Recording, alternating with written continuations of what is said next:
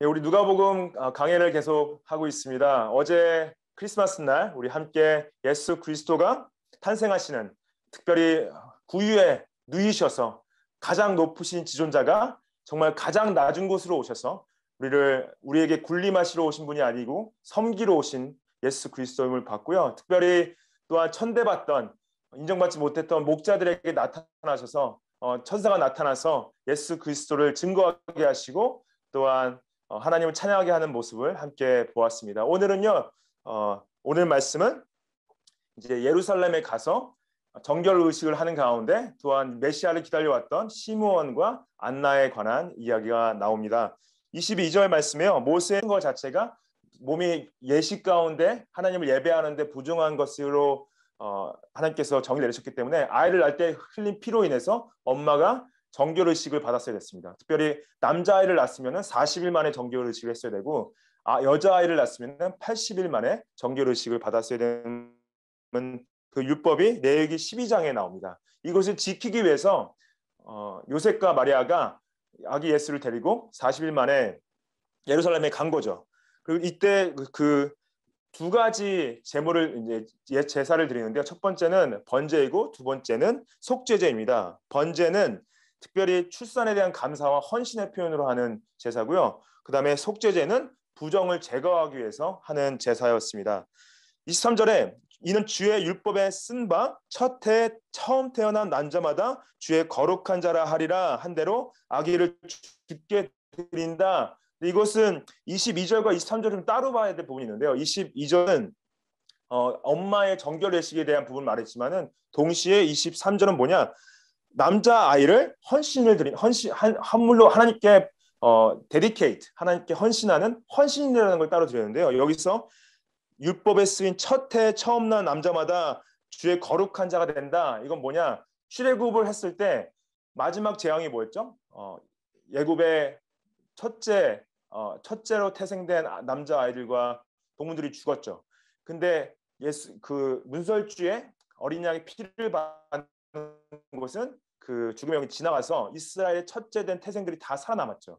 그것을 기리기 위해서 그 모세의 율법으로 모든 장자를 하나님께 헌신하게 하는, 구별되게 하는 것을 법으로 줬는데, 이것은 나중에 민수기에 가서 레위 지파 전체가 따로 구별됨으로 말미암아 더 이상 이스라엘 장자들을 별도로 하나님께 헌신할 필요가 없었음을 다시 말씀을 하시는데요. 이것을 대신해서 이스라엘의 장자들이 태어났을 때 그 생명에 속하는 속전이라는 것을 하나님께 헌물로 드렸습니다. 5세겔에 가까운 예물을 드렸는데, 이건 뭐냐? 그래도 장자는 하나님에 속한 거룩한 자이다. 이것을 표현하기 위해서 하나님께 나아가 5세겔씩 드렸죠. 이것이 민수기 3장에 나오는데, 요셉과 마리아도 동일하게 예수를 첫째로 받았기 때문에 하나님께 속전을 드린 거죠. 근데 속전이 드리는 것이 약간 어폐가 있던 게, 예수님은 대속의 속전을 드려야 할 죄 없는 분이었습니다. 죄 없는 분이 이 속전을 그래도 드렸다. 이것은 뭘 나타내냐? 그가 중보자로서 인류의 모든 죄를 짊어지고 모든 죄를 속량할 것을 상징적으로 표현하기 위해서 속전을 드렸던 거죠. 그러고 나서 24절에 다시 이제 이 정결 예식과 그 헌신에 있어서에 관련돼서 제사의 율법을 따르는 장면이 나옵니다. 24절에 또 주의 율법에 말씀하신 대로 산 비둘기 한 쌍이나 혹은 어린 비둘기 둘로 제사하려 함이더라 그래요. 그래서 그 산 비둘기 한 쌍은 영어로 a pair of turtle doves, 비둘기 한 쌍과 그 다음에는 어린 집비둘기 둘을 제사로 드렸는데, 이 당시 돈이 있던 사람들은요, 해산을 할 때 정결 예식으로 예물로서 번제를 어린 양으로 드렸는데, 가난하거나 돈이 없는 사람은 이걸 대신해서 비둘기로 드렸던 거죠. 그리고 속죄제는 비둘기 한 마리 드렸는데, 그래서 이 당시 이렇게 어린 양을 안 드리고 산비둘기와 집비둘기를 드렸던 모습을 통해서 이 마리아와 요셉이 굉장히 궁핍한 상황 가운데 부하지 않고 가난한 가운데 있었음을 저희가 알 수가 있습니다. 이때 이제 제사를 드려 나오는데, 정결 예식과 헌신을 드려 나오는데, 시므온이라는 사람이 이 예루살렘에서 나타나 아기 예수를 만나는 장면이 나옵니다. 25절 말씀에 예루살렘에 시므온이라 하는 사람이 있으니 이 사람은 의롭고 경건하여 이스라엘의 위로를 기다리는 자라. 그렇죠. 시몬에 관해서는 알려진 바가 전혀 없고 여기서만 나오게 되는데요. 누가가 이 기록한 시몬이라는 이름 자체가 유대인들 중에 굉장히 흔한 이름으로 당시에 쓰여졌습니다. 시몬은 나이가 많다고 표현되어져 있고 그 다음에 경건하고 명망이 높은 사람으로 이제 표현되어져 있는데 특별히 저희가 주의 깊게 봐야 될 건 뭐냐? 누가가 이 사람을 어떻게 표현하는 건데 두 가지를 표현하죠. 첫 번째는 의롭다, 두 번째는 경건하다. 그래서 righteous and devout 이렇게 써 있죠. righteous and devout. 이 의롭다는 건 뭐냐? 이 시므온이 율법을 충실하게 지켜고 외적으로 보기에 사람들이 보기에 이 사람이 하나님의 뜻 가운데서 순종하며 살았던 것을 의롭다고 표현한 것이고요. 그 다음에 경건하다는 건 뭐냐? 내적으로 영적으로 하나님 앞에서 온전하게 겸손하게 하나님을 경외하며 서왔다. 그래서 어떻게 보면은 의롭다는 것은 외적인 경건을 말하고 또 여기서 devout 경건함은 율라베스라는데 이것은 내적인 경건함을 표현하는 것으로 볼 수 있습니다. 이것을 봤을 때 누가가 강조하는 게 뭔가를 볼 수 있어요. 뭐냐면은 특별히 누가가 처음에 누가복음 1장 5절과 6절에서 사가랴와 엘리사벳을 설명할 때 이렇게 설명했었죠. 사가랴와 엘리사벳이 하나님 앞에 의인이니 주의 모든 계명과 규례대로 흠이 없게 행하더라. 그러죠. 하나님 앞에 의인이라는 것은 하나님 보시기에 하나님을 경외하고 내적인 경건을 말하는 거고요. 그 다음에 모든 계명과 규례를 흠이 없이 행했다. 이것을 외적으로 하나님 앞에서 경건하게 행했음을 보여주는 것을 반복적으로 이렇게 설명한 것을 저희가 볼 수가 있습니다. 그래서 하나님이 쓰시는 사람들은 누구냐? 우리가 의롭게 되는 건 어떻게 된다고 했죠? 의롭게 되는 것은 오직 예수 그리스도를 믿는 믿음으로 의롭게 되죠. 근데 우리가 의인이 된 상태에서 하나님이 쓰신 사람들은 누구냐? 외적으로 내적으로 하나님 앞에 경건히 서가는 사람들이라는 거죠. 하나님 앞에서 은혜로 의롭게 된 자들이 하나님의 말씀에 순종함으로 행하고 또한 하나님을 경외함으로 내적인 경건을 키워간다. 이런 사람을 쓰신다는 거죠. 그래서 사가랴와 엘리사벳처럼 또한 동시에 스미온처럼 하나님 앞에서 의롭고 경건하게 행한 사람들을 하나님께서 쓰신다는 것을 볼 수 있고 그 다음에 여기서 중요한 표현이 이스라엘의 위로를 기다리는 자라는 표현이 있습니다. Waiting for the consolation of Israel. 그래서 이스라엘의 위로를 기다린다 뭐냐? 이것은 이스라엘의 위로는 메시아를 대망하는 표현입니다. 메시아가 이스라엘을 회복할 것이다. 이스라엘을 다시 한번 흥왕하게 할 것이다. 그래서 이걸 영어로 위로라는 단어를 영어로 보면 consolation 이렇게 돼 있는데 이게 무슨 표현이냐? 완전히 암흑기 가운데 소망이 없어 보이는 어두컴컴한 상태 가운데 빛으로 온다 이런 표현입니다. 이스라엘의 빛으로 와서 이 로마의 압제 가운데서 아무런 소망이 없고 사회적으로 종교적으로 정치적으로 완전한 암울한 이 상황 가운데서 이스라엘을 구원하실 구속자가 나타날 것이다. 그 메시아를 이스라엘의 위로라고 표현한 거죠. 이런 표현이 누가가 또 강조하는 것을 볼 수가 있습니다. 특별히 사가랴가 찬양할 때 이런 표현을 썼었죠. 1장 70절과 71절에 주께서 예로부터 거룩한 선지자의 입으로 말씀하신 것 같이 우리 원수에게서와 우리를 미워하는 모든 자의 손에서 구원하시는 일이라. 이것이 메시아의 목적이죠. 우리를 모든 원수들로부터 구원하시는 자가 나타날 것이다. 그 원수가 이스라엘 생각했던 어떤 로마나 바벨론이 아니라 죄와 사망과 사단의 권세 가운데서 우리를 구원하실 메시아가 나타날 것이라는 거죠. 이 25절을 다시 보시면은 이 시므온을 표현할 때 또 성령이 그 위에 계셨다는 표현을 합니다. 성령이 그 위에 계셨다는 건 뭐냐? 성령이 임재 가운데 거했다는 거죠. 성령에 충만하다는 것과 동일한 표현인데 특별히 26절에 또 어떻게 표현했냐면은 그가 주의 그리스도를 보기 전에는 죽지 아니하리라 하는 성령의 지시를 받았다. 그렇죠. 성령의 위에 계셨고 그 위에 계신 성령께서 지시를 내셨는데 어떤 지시 주셨냐? 그가 주의 그리스도를 보기 전에 죽지 아니한다는 지시를 주셨어요. 이게 성령이 계시를 주신 건데 이 주의 그리스도라는 표현은 영어로 보시면 the Lord Christ, Lord Christ라는 표현도 메시아라는 명칭입니다. 메시아에 관한 별칭인데 이것이 뭐냐면 시므온이 자신이 메시아를 눈으로 직접 보기 전까지는 죽음을 당치 않는다는 것을 성령께서 말씀하셨다는 거죠. 그리고 성령의 감동으로 이제 아기 예수를 만나게 됩니다. 27절에 성령의 감동으로 성전에 들어가매 마침 부모가 율법의 관례대로 행하고자 하여 그 아기 예수를 데리고 오는지라. 이 성령의 감동으로, 이제 성령이 위에 계시고 성령의 지시로 말미암아 성령의 감동으로 성전에 들어갔다는 표현이 나오죠. 그래서 이 성령의 감동이라는 표현은 문자적으로 보시면 in the spirit, 성령 안에서 성령의 영향을 받아서 그런 표현을 쓰고 있습니다. 시몬이 성전에 들어간 것은 자신의 의도가 아니라 성령의 지시였다는 거죠. 그리고 이 성전에 들어갔다고 써 있지만은 성전에 들어갔다는 표현은 실제로 그 지성소에 들어갔다는 표현이 아니라 지성소 밖에 있는 그 제사를 드리는 공간, 성소의 성전 뜰을 가리키는 말입니다.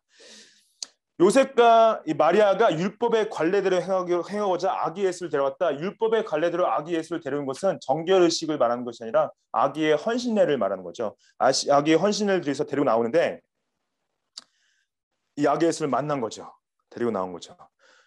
이 누가의 표현을 잘 보시면요, 성령이 위에 계시다, 성령이 지시를 하고 계신다, 성령의 감동으로 들어왔다, 이런 표현들이 이전에 나왔던 성령의 충만함과 같은 표현입니다. 성령의 충만함과 같은 표현. 그래서 반복적으로 우리가 봐왔죠. 세례 요한이 모태로부터 성령의 충만한 자라고 누가복음 1장 15절에 나와 있었고요. 마리아도 가브리엘 천사를 만났을 때 너가 성령이 임하시고 그의 능력을 너를 덮으셔서 하나님의 아들을 품을 것을 말씀하셨죠. 또 누가복음 1장 41절에 엘리사벳이 마리아를 만났을 때 태중에 그 세례 요한이 뛰노는 걸 보고 성령의 충만함을 받았다고 그러죠. 성령의 충만함을 받아서 또 마리아에게 나의 주의 어머니라고 표현을 쓰지 않습니까? 또 사가랴가 믿지 못한 그 결과로 말미암아 말을 벙어리 상태에 있다가 요한이라는 이름을 짓게 되자 입이 열리게 돼서 바로 찬양을 하는데, 찬양할 때 어떻게 찬양했다고 해요? 성령의 충만함을 받아 예언하였다 나오죠. 누가복음 1장 67절에. 그래서 이 누가가 지금 강조하는 게 뭐냐? 세례 요한도 그렇고 마리아도 그렇고 엘리사벳도 그렇고 또한 이 사가랴도 그렇고 또 오늘 본 시므온도 그렇고 반복적으로 말하는 게 뭐예요? 성령의 충만함 가운데 우리가 행하고 살아가는 부분을 말씀하시는 거죠. 성령의 충만하는 걸 제가 뭐라 설명드렸습니까? 하나님의 임재 가운데, 하나님의 임재의 인식이 가장 큰 상태에서 살아가는 건데요. 이것은 뭐냐? 하나님 중심의 삶이에요. God-centered life. 나의 중심의 삶이 아니라 하나님의 중심의 삶을 살 때, 내가 원하는 것을 하는 것이 아니라 하나님이 원하는 것을 하고, 내가 말하기 원하는 것을 말하는 것이 아니라 하나님이 원하시는 걸 말할 때 성령이 충만하다는 거죠. 여러분들 그런 걸 경험하셨죠? 예전에는 이때 이 사람이 화를 냈었는데, 이 사람이 말을 막 했었는데 성령에 충만할 때는 어때요? 와, 절제하고 하나님이 원하시는 걸 말하기 원하는구나. 그럴 때 이 사람이 성령 충만한 걸 느끼지 않습니까? 우리 삶이 그러기 원하는 거죠. 하나님께서 우리가 화내고 싶고 다 화내고 말하고 싶고 다 말하는 것이 하나님 뜻이 아니라 성령의 충만한 삶은 뭐예요? 나의 죄성을 죽이고 하나님 중심의 삶을 행하고 말하고 생각하는 것이 성령의 충만한 것이다. 이걸 반복적으로 누가 강조하는 것을 볼 수 있습니다. 축복합니다. 여러분들 성령에 충만하십시오. 성령의 충만함으로 행하시고 말하시고 하나님 뜻 가운데서 쓰임받는 우리 매번 서부교회 성도님들 되시길 축복합니다. 28절에요. 이제 시므온이 마리아와 요셉과 데리고 나온 아기를 안습니다. 안고 하나님을 찬양해요. 이거 하나님을 찬양해요. 뭐라고 찬양합니까? 주제여 이제는 말씀하신 대로 종을 평안히 놓아주신도다. 내 눈이 주의 구원을 보았습니다. 그럽니다. 아기를 안았어요. 여러분들이 감격이 어땠을까요? 이 시므온이 아기를 보자마자 성령의 감동으로 메시아신지 바로 인식을 했습니다. 인식하고 안았는데 주제여라고 그래요. 주제여. 여기서 주제라는 헬라어 단어는 데스포테스라는 단어인데요. 이 데스포테스라는 단어가 굉장히 흔치 않은 단어입니다. 이 주제여라는 단어, 영어는 로드라고 써 있는데 이 신약 성경에 10번밖에 쓰여지지 않은 단어인데요. 어제 저희가 11절 말씀에 봤을 때 다윗의 동네에 구주가 나셨다. 그리스도 곧 주시라 말씀했을 때, 제가 어제 설명드렸을 때 거기서 나오는 주는 소테르라는 단어인데 세이비어라는 단어로 누가랑 특별히 바울이 자주 사용했던 단어인데요. 이 소테르라는 단어도 주고 그 다음에 그리스도 곧 주시라 할 때 쿠리오스라는 단어, 쿠리오스라는 단어가 또 주인데 그것도 특별히 이 종과 주인을 말할 때 쓰는 단어로서 신약에서 가장 많이 쓰인 단어죠. 한 750회 이상 쓰여진 단어인데 쿠리오스 단어가 굉장히 많이 쓰여졌고요. 근데 이 소테르라는 단어랑 데스포테스라는 단어는 굉장히 흔치 않은 표현이었고 중요한 의미를 담고 있습니다. 그래서 우리 한국말로 봤을 땐 다 주인이고 구주고 주라고 써 있는데 이 헬라어 자체 안에서는 세 가지로 나눠서 설명한 거죠. 그 데스포테스, 그 다음에 소테르, 그 다음에 쿠리오스. 쿠리오스는 주인이고 소테르는 구원자 되실 때 주인을 말하는 거고요. 특별히 데스포테스는 하나님께서 절대적인 주권을 가지고 계신다. 절대적으로 하나님이 모든 능력을 가지고 구원할 수 있다 하실 때 데스포테스 씁니다. 그래서 이 주제여 하는 단어가 굉장히 엄청난 무게를 싣고 있는 거죠.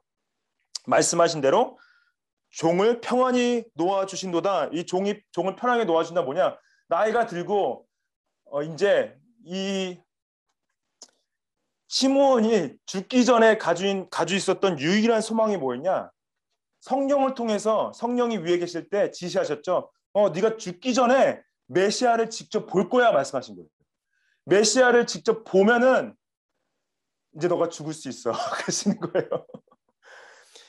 그래서 시므온의 유일한 소망은 뭐였냐? 죽기 전에 메시아 오실 것을 보고 하나님의 약속의 성취를 보는 거였죠. 그래서 자신의 영혼이 이제 평안한 거예요.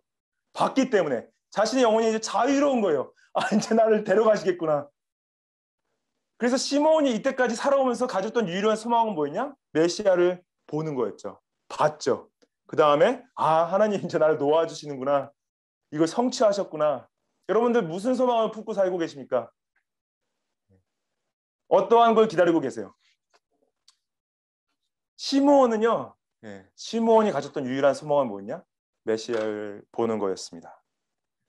그리고 주의 구원, Your salvation이라고 써 있는데 그리스도를 인하여 성취될 구원을 받다는데 이게 굉장히 놀라운 표현인데요. 주의 구원을 받다는 거는 물론 예수님을 본 거죠. 내 눈으로 예수님 봤는데 예수님 봤다는 걸 이상으로 이 예언자적인 이 은사로 말미암아서 뭘 본 거냐? 예수 그리스도가 하실 구속 사역을 다 본 거예요. 예수님이 살고 십자가에서 죽으시고 부활하실 것을 보신 거죠. 이게 foresight라고 그래요. 그리스도의 구속 사역을 미리 본 거예요. 예언적인 성령의 감동으로 말미암아.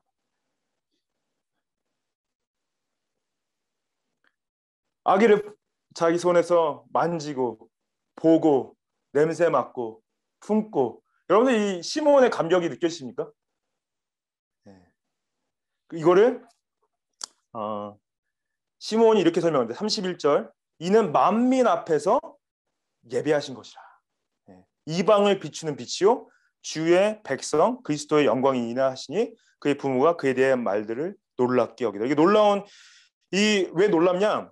이스라엘의 앞에 예배하셨다는 말보다 만민 앞에 예배했다 썼고 이스라엘을 비추는 빛이라고 표현을 하기 전에 이방을 비추는 빛이라고 표현했고 그 다음에 이스라엘의 영광이라고 표현한 거죠. 이게 예수 그리스도가 이스라엘의 구원자 이상인 만민, 열방, 온 모든 민족을 향한 구원자 되심을 표현하는 거죠. 이 당시 유대인들이 가지고 있던 메시아관은요 이스라엘에 국한되어 있었는데 하나님께서 이 시므온의 예언을 통해서 예수 그리스도가 이스라엘의 구원자 이상으로 모든 열방, 만민을 위한 하나님의 예배하심이다 표현한 거죠. You have prepared in the presence of all peoples. 그래서 예수 그리스도가 이방을 비추는 빛이 될 것이다. 그래서 이스라엘에 이분이 왔기 때문에 이스라엘의 영광이 되실 것이다 말씀하시는 거죠. 그리고 이 부모가 놀랍다는 표현은 어제 또 그 목자들의 말을 듣고 마리아가 놀랍다고 표현을 했었는데 부모들이 이 말 듣고 왜 놀라웠을까요? 이 이루어지는 모든 것들이 하나님께서 계속 반복적으로 확인해 주시는 거죠. 처음에 가브리엘 천사를 만나서 말했던 부분들이 확인되어지고 엘리사벳을 통해서 마리아에게 확인을 시켜주시고 또한 목자들을 통해서 확인시켜주시고 그 다음에 시몬을 또 확인시켜주는 것이 너무나 놀라울 수밖에 없지 않습니까? 놀라웠다, marveled 이렇게 말했어요. 그래서 34절에 시몬이 이제 이런 축복을 말한 다음에 이 축복 가운데 올 약간 고통을 함께 설명을 합니다. 축복 가운데 올 고통을 함께 설명하는데 그들이 축복하고 시몬이 어머니 마리아에게 말하 이르되 이는 이스라엘 중 많은 사람을 패하거나 흥하게 하며 비방을 받는 표적이 되기 위하여 세움을 받았다 그래요. 이거는 이스라엘이 다 구원을 받는 것이 아니라 이스라엘 안에서 패하는 사람도 있고 이분을 통해서 패하는 사람도 있고 흥하는 사람이 있을 것이다. 결국 갈리는 거죠. 그 다음에 비방을 받는 표적이 될 것이다. 이분은 비방을 받는 표적이 될 것이다. 십자가에 달리는 걸 말씀하시는 건데 이사야서 8장 14절을 이루는 말씀입니다. 이사야서 8장 14절에 그가 성소가 되시리라. 그러나 이스라엘의 두 집에는 걸림돌과 걸려 넘어지는 반석이 되실 것이며 이 예루살렘 주민에게는 함정과 올무가 될 것이다. 이 이스라엘의 안에 두 집이 있어서 한 사람한테는 반석, 한 사람한테는 걸림돌이 될 것이다. 어떤 사람들은 흥하게 되고 어떤 사람들은 패하게 될 것이다 말씀하시는 거죠. 그리고 함정과 올무가 될 것이다 이렇게 말씀하시는 거죠. 예수 그리스도가 비방받는 표적이 되는 건 뭐냐면 예수님이 멸시당하시고 조롱당하시고 침뱉음 받으시고 찔름당하시고 그 다음에 죽임을 당하시고 말씀하시는 거죠. 네. 근데 이것을 35절에 보시면 마리아 개인에게 이렇게 설명합니다. 마리아한테 또 칼이 내 마음을 찌르듯 하리니 그래요. 내 칼이 내 마음을 찌르게 한다. 이거는 무슨 표현이냐? 마리아야 이것은 네 마음이 칼이 들어올 정도로 힘든 고통이 있을 거야. 이게 뭐예요? 예수 그리스도가 십자가에 못 박힌 모습을 마리아가 직접 목격하게 되죠. 엄마로서 아들 메시아 예수 그리스도의 십자가에 못 박힌 모습을 봤을 때 그 아픔과 고통이 칼이 마음을 찌르는 것 같을 것이다 말씀하시고 근데 이것이 이는 여러 사람의 마음의 생각을 드러내려 한다 그래요. 이 마음의 생각을 드러낸다는 뭡니까? 결국엔 예수 그리스도가 십자가 박혔을 때 사람들의 마음이 드러날 수밖에 없었죠. 어떤 사람은 비방하고 어떤 사람은 예수 그리스도를 배신하고 제자들마저도 자신의 마음을 드러냈죠. 예수님을 따르는 진짜 목적이 어떤 영적 구원이 아니라 어떤 정치적인 목적들이 있었으면 나중에 드러냈죠. 물론 나중에 회개하고 돌아왔지만 그런 것들이 예수 그리스도를 바라봤을 때 그 마음이 드러날 수밖에 없다는 거예요. 여러분들 예수님의 이 복음의 메시지 들었을 때 두 가지 반응이 있습니다. 예수님을 주인으로 섬길 것인지 예수님을 무시할 것인지. 그것이 사람의 마음의 생각을 드러나게 한다는 거죠. 예수님, 여러분들은 예수님을 바라봤을 때 어떤 생각이 드십니까? 예수님이 주인 되십니까? 아니면 예수님을 무시하기 원하십니까? 십자가 앞에서는요, 그 마음이 드러날 수밖에 없습니다. 이 최종적인 구원과 심판에 있어서 예수님을 따르는 사람인지 예수님을 따르지 않는 사람인지 극명하게 나뉜다는 거죠. 그것이 마음의 생각이 드러난다는 겁니다. 이 시몬 말고 또한 그 메시아를 기다렸던 안나라는 사람이 나타납니다. 36절에 보시면은 또 아셀 지파 바누엘의 딸 안나라 하는 선지자가 있어 나이가 매우 많았더라. 그가 결혼한 후 7해 동안 남편과 함께 살다가 이런 말씀이 나오는데요. 이 시몬과 이 안나를 약간 대조적으로 하지만 같은 의미를 가지고 이 누가가 설명하는 것을 볼 수가 있습니다. 한 명은 어떻게 보면은 이제 프로페트 같은 예언자적인 것을 표현했지만 둘 다 예언자였죠. 근데 여기서 영어로 보시면은 안나는 프로페테스 여 선지자였어요. 여 예언자. 그다음에 바누엘의 딸이었다는데 바누엘이라는 뜻은 뭐냐면은 여러분들 야곱이 야복 강가에서 하나님과 씨름하지 않습니까? 하나님과 씨름하고 이기죠. 예, 그 다음에 자신의 뼈는 탈골되어지고 거기 장소를 이름을 브니엘이라고 붙여요. 창세기 33장에 나오는데 32장에 브니엘이라는 단어를 쓰는데 이 브니엘의 뜻은 뭐냐면은 하나님의 얼굴이라는 뜻입니다. 근데 여기서 나오는 바누엘이 그 브니엘과 똑같은 단어. 예, 그래서 하나님의 얼굴 그 딸 안나라는 선자가 있었는데 이 안나는 또한 여러분들 그 사무엘상에 가시면은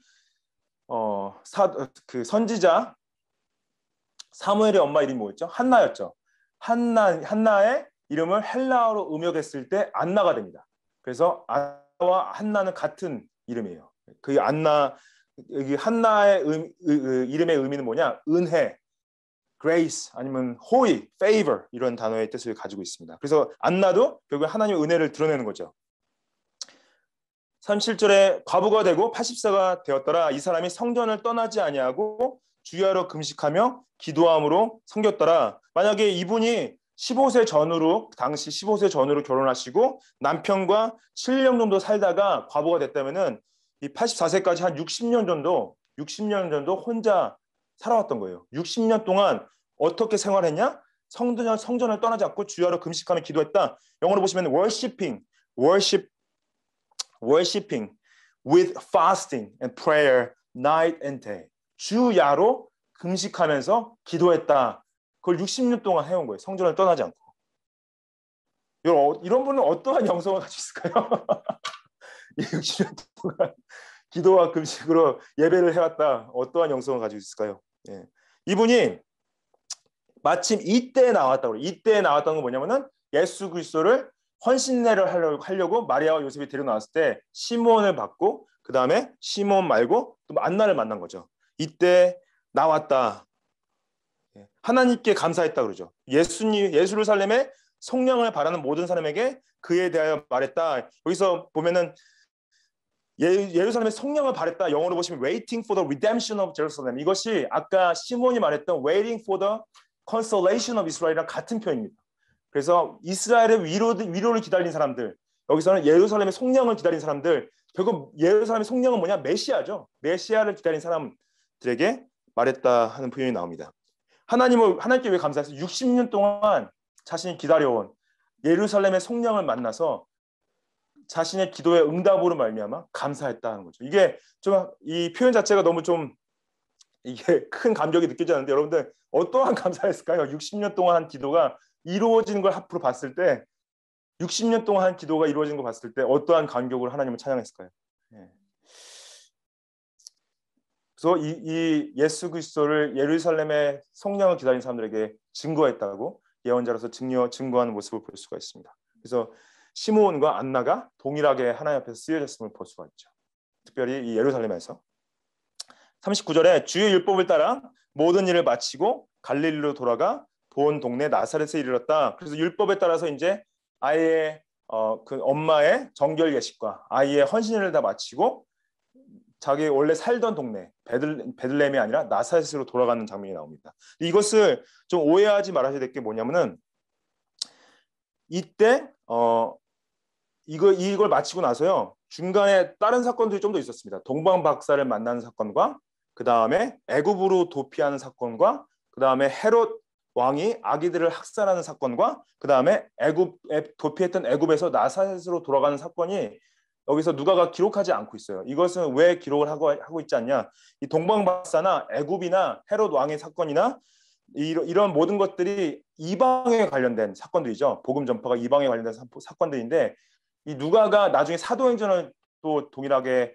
기록을 하게 되는데요. 이 누가 복음 자체의 포커스가 이 어떤 예루살렘 유대인들에게 집중되어지는 걸 볼 수가 있고 사도행전에 가서 복음이 점진적으로 이방으로 나아가는 것을 강조하기 위해서 일부러 자신의 의도에 따라서 이 부분에서 굳이 기록을 할 필요가 없다고 생각했던 거죠. 그래서 이런 것들이 생략되어져 있는 것을 볼 수가 있습니다. 근데 이것이 생략했다고 그 사건들이 중요하지 않다는 얘기는 아니죠. 누가가 가지고 있는 포커스가 좀 달랐던 거죠. 복음이 세계적으로 점진적으로 나가는 것을 사도행전에서 좀 더 강조하기 위해서.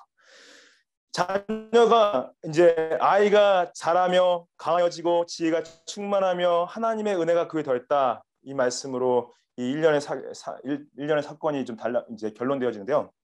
나사렛에 와서 예수 그리스도가 강화해졌다는 거죠. 강화해졌다는 건 단순하게 육체적으로 강화해진 것뿐만 아니라 영적으로도 강해지고 내적으로 강해진 거죠. 그리고 또 지혜가 충만했다 그러죠. 이 말씀 하나님의 이위가 그 있다. 여러분들 이 말씀 봤을 때 예수님이니까 그럴 수 있지 생각이 들죠. 근데 이것이요. 여러분들 자녀를 가지신 부모님들은 이것이 우리가 자녀들을 위한 기도 제목이 되어야 돼요. 우리 자녀들의 기도 제목은 뭐냐? 세 가지예요. 첫 번째는 아이가 강하게 자라는 강하는 거는 단순히 육체적으로 강한 것뿐만 아니라 영적으로 강하게 영적으로 건강하게, 내적으로 강건하게, 육체적으로 영적으로 전인격적으로 강할 수 있도록 기도해야 되죠. 아이들이. 두 번째로 기도할 게 뭐냐? 하나님의 지혜, 그 지혜가 충만한 거를, 특히 말씀 가운데서 주시는 하나님의 지혜가 충만할 수 있도록 기도하셔야 되고, 세 번째로는 우리가 할 수 없는 것이 뭐예요? 하나님의 은혜는 하나님이 주셔야 되죠. 하나님의 은혜가 이 아이에게 있도록, 그 위에 있도록, 이 세 가지를 놓고 기도하셔야 됩니다. 그래서 아이가 강건하게, 영적, 육적으로 강건하게 잘 자랄 수 있도록, 그리고 또 아이가 지혜가 충만하도록, 특별히 하나님의 뜻 가운데, 하나님의 말씀 가운데 그 지혜가 충만하도록, 세 번째로 하나님의 은혜가 이 삶 가운데 임하도록, 같이 이 세 가지를 놓고 꼭 기도하십시오. 자녀분들이 계시다면은. 우리가 이 말씀을 마치겠습니다. 시므온과 안나는 메시아를 열망하고 대망했습니다. 그들이 눈으로 봤고요, 하나님을 찬양했습니다. 동일하게 우리가 시므온이고 우리가 안나입니다. 예수 그리스도의 재림을 기다리고 있습니다. 예수님께서 이렇게 약속하셨습니다. 마태복음 2장 26장 24절에 예수께서 이르시되 내가 말하였느니라, 그러나 내가 너희에게 이르노니 이후에 인자가 권능의 우편에 앉아 있는 것과 하늘 구름을 타고 오는 것을 너희가 보리라 약속하셨습니다. 여러분들 어떤 것을 소망하고 살고 계십니까? 어떤 것을 대망하고 살고 계십니까? 우리의 소망이, 우리의 대망한 것이 시므온처럼, 안나처럼 예수 그리스도의 다시 오심을 기다리면서 그 가운데 소망을 찾고 평안하시기를 축복합니다. 같이 기도하시겠습니다.